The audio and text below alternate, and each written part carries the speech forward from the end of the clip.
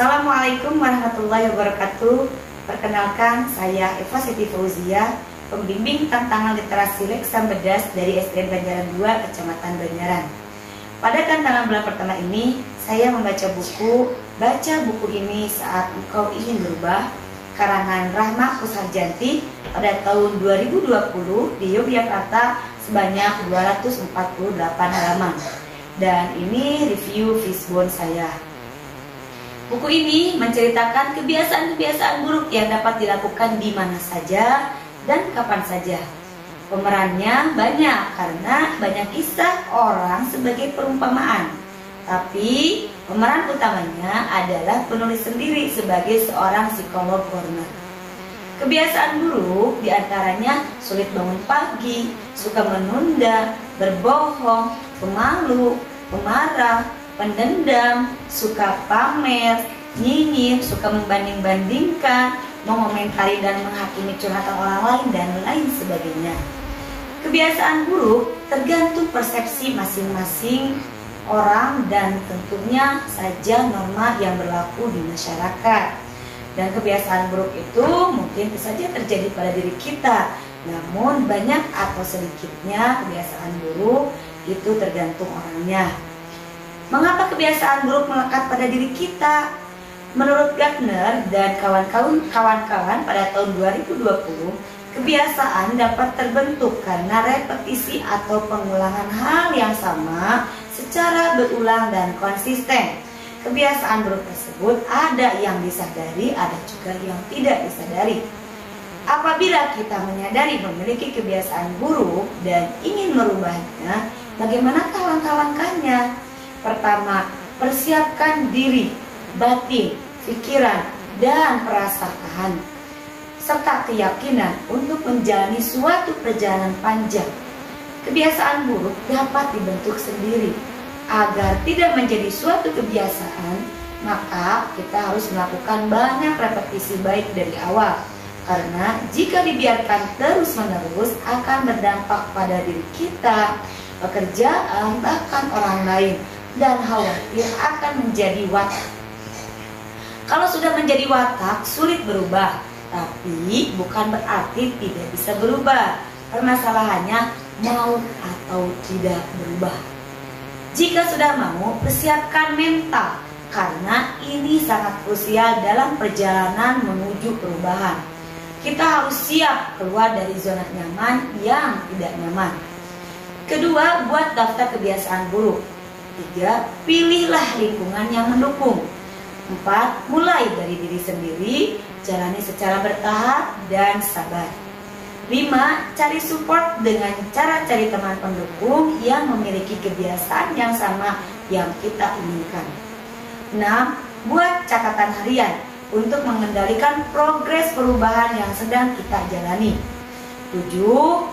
Evaluasi untuk mengetahui perjalanan perubahan kita sudah sesuai target atau belum, dan sebaliknya sebaiknya disupervisi oleh teman yang percaya pada kita untuk proses move on.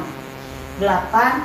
Self talk atau berbicara pada diri sendiri seperti aku hebat, sudah sampai sejauh ini dan masih bertahan.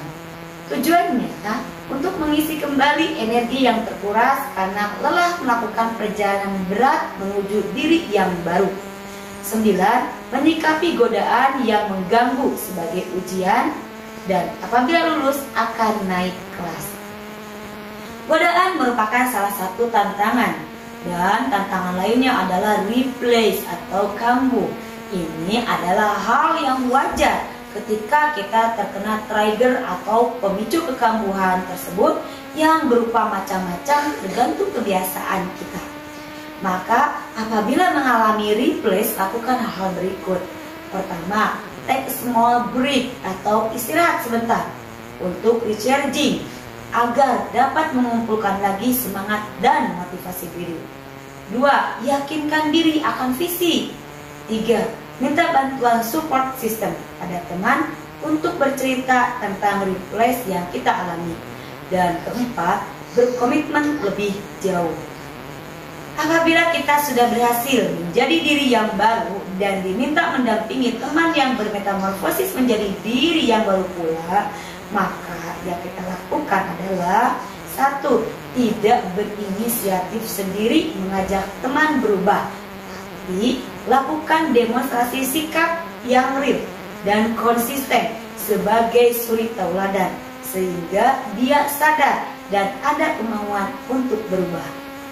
2. Bersikap netral dengan menyampaikan rasa senang kita karena mau berubah, kemudian melontarkan senyuman kepadanya. 3. Dengarkan keluh kesahnya, kemudian membantu apa yang dia butuhkan. 4. Sabar mendampinginya. 5. Jika teman mengalami replace, ajak dia berpikir lebih jernih, tidak memarahi. Tapi apabila terus berulang replace-nya, maka ultimatumlah, mau benar-benar berubah atau tidak, mau berkomitmen atau tidak. 6. Jika replace yang dialaminya kembali itu ke titik 0, maka temani dia. Misal, dia adalah seorang pemalu, maka mulai pembicaraan dengan orang lain agar dia ikut berbicara pula. 7. Jangan terpengaruhi teman yang sedang kita dampingi bermetamorfosis. Dan 8. Awasi dan jauhi jika teman yang kita dampingi mulai dapat dilepas. Jangan terlalu mengintervensinya. Hikmah membaca buku ini adalah: apabila memiliki kebiasaan buruk, maka kita jangan berkecil hati, karena masih ada kesempatan untuk berubah asal ada kemauan. Kemudian ikuti bimbingan berupa langkah-langkah menuju diri yang baru. Demikianlah review saya, semoga bermanfaat. Terima kasih. Wassalamualaikum warahmatullahi wabarakatuh.